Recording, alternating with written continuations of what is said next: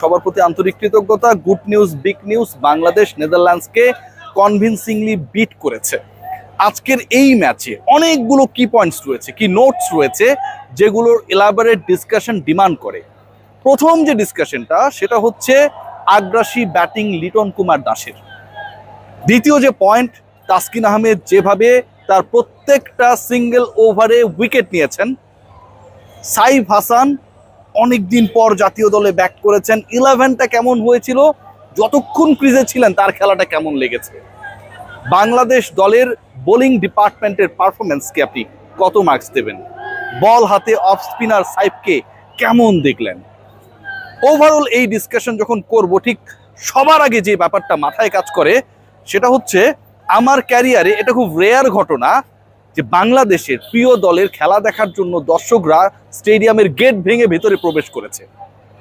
এখানে নিরাপত্তা দেওয়ার জন্য যারা ছিল, সিকিউরিটিতে যারা ছিল, অনেক ক্ষেত্রে তারা ব্যর্থ হয়েছে জনস্রোতকে রুখতে। সিলেট ইন্টারন্যাশনাল ক্রিকেট স্টেডিয়ামে যারা নেদারল্যান্ডসের বিপক্ষে বাংলাদেশের এই ম্যাচে সাক্ষী হতে এসেছিল। খেয়াল করে দেখুন যে আজকের এই ম্যাচটায় একটা পর্যায়ে যখন মনে হচ্ছিল যে স্কোরটা 150+ হতে পারে, তাসকিন আহমেদ বল হাতে এলেন।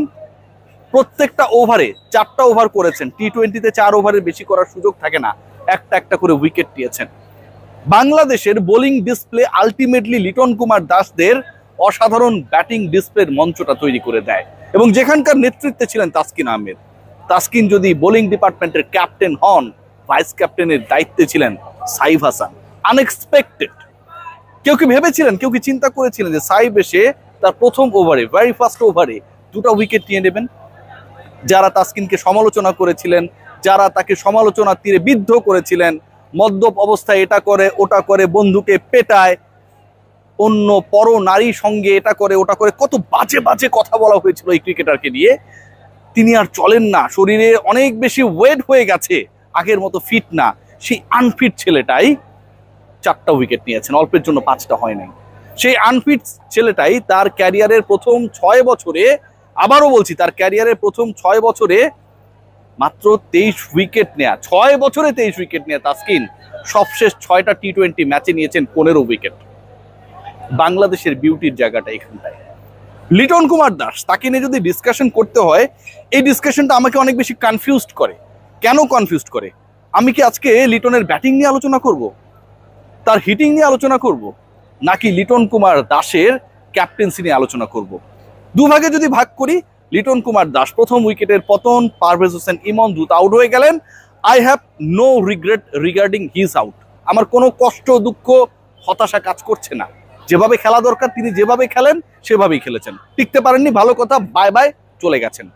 লিটন কুমার দাস এসে যখন 50 পূরণ করলেন, 26 বলে স্ট্রাইক রেট তার 192, সেই 50 পূরণ করতে গিয়ে 4 মেরেছেন 6টা, ছক্কা মেরেছেন 2টা, অর্থাৎ 24+12 36 রান তিনি করেছেন 8 বলে। বাংলাদেশ দল এই ম্যাচটা টুকটুক করেই খেলতে পারত। 140-এর কাছাকাছি টার্গেট, বাংলাদেশ দল 19তম ওভারে গিয়ে টপকাতেই পারত। কিন্তু ক্যাপ্টেনের ব্যাটিং একটা জিনিসই মনে করিয়ে দেয় যে আসলেই বাংলাদেশ প্রপার প্রিপারেশন নিয়ে ইউএই যেতে চায়। অনেকেই হাসবেন, অনেকেই মুখ মোচড়ে দেবেন যে কি এমন দল, কি এমন ফাটিয়ে খেলেছে, নেদারল্যান্ডসের বিপক্ষে তো খেলেছে। আপনাদের একটু মনে করিয়ে দিই, সবশেষ 7টা টি-20 ম্যাচের মধ্যে, সবশেষ 7টা ইন্টারন্যাশনাল টি-20-র মধ্যে বাংলাদেশ জয় পেয়েছে 5টায়, এবং এই 5টার মধ্যে 4টা ম্যাচে বাংলাদেশ হারিয়েছে। এই 5টা ম্যাচের মধ্যে 4টা ম্যাচে বাংলাদেশ হারিয়েছে পাকিস্তান এবং শ্রীলঙ্কাকে। বাংলাদেশ দল পিছিয়ে থেকে শ্রীলঙ্কার এগেনস্টে সিরিজ জিতেছে। বাংলাদেশ দল পাকিস্তানের বিপক্ষে এগিয়ে থেকে সিরিজ জিতেছে। বাংলাদেশ দল টানা 3য় টি-20 সিরিজ জয়ের থেকে একটা ম্যাচ দূরত্বে রয়েছে। আপনার Mahmudullah Riyad and Shakib Al Hasan, Liton Kumar Das is going to be the 3rd captain of this team, যার আন্ডারে কনজিকিউটিভ 3টা টি-20 সিরিজে বাংলাদেশ দল জয় পেতে যাচ্ছে। এই দলটাকে নিয়ে যদি আপনি এশিয়া কাপে আশাবাদী না হন, কখন হবেন? নেদারল্যান্ডসকে নিয়ে যারা মুখ ভ্যাংচান, সেই তাদের জন্য আমি বলতে চাই যে শ্রীলঙ্কা এই মুহূর্তে খেলছে জিম্বাবুয়ের সাথে। খেলছে তো পাকিস্তান, আফগানিস্তান একে অপরের মুখোমুখি হচ্ছে। প্রিপারেশনের জন্য বাংলাদেশের এর থেকে বেটার অপশন আর ছিল না। খেয়াল করে দেখবেন বাংলাদেশ দল প্রথম 50 রান চেস করতে গিয়ে করেছে 32 বলে, দ্বিতীয় 50 রান সেটাও করেছে 32 বলে। 100 ছুঁয়েছে বাংলাদেশ দল 11তম ওভার শেষ হবার আগেই। Here is the beauty. এই ক্রিকেটটাই আসলে আমরা দেখতে চেয়েছিলাম, যেই ক্রিকেটে বাংলাদেশ দল আলটিমেটলি একটা কনফিডেন্স নিয়ে এশিয়া কাপে যাবে, যেই ক্রিকেটে বাংলাদেশ দল এশিয়া কাপে শুধু কনফিডেন্স নিয়ে যাবে না, বিশ্বকাপের আগের প্রস্তুতির মঞ্চটাও, বিপিএল এর আগে ক্রিকেটাররা নিজেদের ঝালিয়ে নেবার প্রস্তুতিটাও যথাযথভাবে শেষ করবে। খেয়াল করে দেখুন আজকের এই দলের সবচেয়ে সিগনিফিক্যান্ট চেঞ্জের জায়গা কি? শামীম পাটোয়ারি খেলেন নাই, বিশ্রাম দেওয়া হয়েছে, ড্রপ দেওয়া হয়েছে, যেটাই হোক না কেন। এর থেকে গুরুত্বপূর্ণ পার্ট যেটা, আজকের এই ম্যাচটায় সাইফ হাসানকে খেলানো হয়েছে।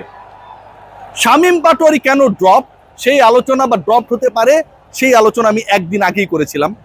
আর আজকের ম্যাচে সাইফ হাসান যে ইম্পর্টেন্স ক্যারি করে, অথবা যেই দুই হাসানকে বাংলাদেশ দলভুক্ত করেছে, নুরুল হাসান এবং সাইফ হাসান, অন্তত একজনকে যে খেলানোটা জরুরি এবং খেলাতে পারে টিম ম্যানেজমেন্ট এরকম ডিসিশন রয়েছে, সেটাও একদিন আগে করেছিলাম। সাইফ সেটা প্রমাণ করেছে। শামীম হোসেন পাটোয়ারির রোলটা কোথায়? ফিনিশিং এ ফাটিয়ে খেলেন, তার থেকে বেটার ফিনিশার এই মুহূর্তে বাংলাদেশ স্কোয়াডে নেই। আর যখন প্রয়োজন পড়বে সাইফ হাসানের with his batting, with his off spin, preparation নেওয়ার জায়গাটা এই সিলেট ইন্টারন্যাশনাল ক্রিকেট স্টেডিয়ামে, সেখানটায় তিনি দেখিয়েছেন। ক্যাপ্টেন যখন বল হাতে তুলে দিয়েছেন, আস্থার প্রতিদান দিয়েছেন। যখন ব্যাট করতে নেমেছেন, ছক্কা মেরেছেন, প্রায় 85 মিটার দূরত্বের ছক্কা, মাইন্ড ব্লোয়িং ছিল। এর থেকে বেশি কোনো কিছু প্রত্যাশা করি না, যে ছেলেটা এত বছর পর টি-20 খেলতে নেমেছে, আমার প্রত্যাশা সে পূরণ করতে পেরেছে। ওভারঅল বাংলাদেশের এই পারফরমেন্সকে আমি হাই নোট দিতে চাই। ওভারঅল আজকে লিটনের ক্যাপ্টেন্সি, লিটনের ব্যাটিং, বাংলাদেশের আগ্রাসন, বাংলাদেশ যে ইন্টেন্ট নিয়ে, মানে জিততে হবে, যে কোনো ভাবে জেতার জন্য জিতলেই হয়ে যাবে, এই চিন্তা থেকে বের হয় 2021-এর টি-20 বিশ্বকাপের আগে বাংলাদেশ যখন পাট ক্ষেতের উইকেট বানিয়ে অস্ট্রেলিয়া, নিউজিল্যান্ডের মতো দলগুলোকে হারিয়েছিল, সেরকম চিন্তা থেকে বের হয়ে যখন স্পোর্টিং উইকেটে খেলাটা হয়, বাংলাদেশ দল যখন ওই স্পোর্টিং উইকেটে যেভাবে এক্সিকিউট করার কথা সেই এক্সিকিউশনটা করেন, ঠিক তখন প্রিপারেশন ওয়াইজ এই দলটা যে ঠিক জায়গায় রয়েছে সেটা ডাউটলেসলি প্রুভ হয়ে যায়। ওপেনিং নিয়ে শঙ্কা, সংশয়, রিমন এবং তামিম খেলবেন কি খেলবেন না, এই যখন আলোচনা ছিল, ঠিক তখন সেই আলোচনাটা শেষ হয়ে গেছে। দুজনই নেমেছেন। একদিন আগে আমি বলেছিলাম, এর থেকে ইন্টারেস্টিং পার্ট যেটা, ওয়ান ডাউনে লিটন কুমার দাস, তিনি কি আবারও ওই যে শ্রীলঙ্কা সিরিজের টুর্নামেন্টের সেরা ক্রিকেটার হবার পরে পাকিস্তানের বিপক্ষে ওই লিটনকে আমরা অনেকটা পাই নাই, যে আক্ষেপ, যে টেনশন, যে হতাশা কাজ করছিল, সেখান থেকে সকল হতাশাকে দারুণ স্ট্রোকের ফুল ঝুড়িতে রিভার্স সুইপে ছক্কা মেরে লিটন তুড়ি মেরে উড়িয়ে দিয়েছেন। He is ready to lead the team as a captain, as one of the prominent batter of the side. লিটনের এই ব্যাটিংটাই আমরা চাই। সাইফ হাসানরা যখন সুযোগ পাবে তারা জ্বলে উঠবে, এটাই আমরা চাই।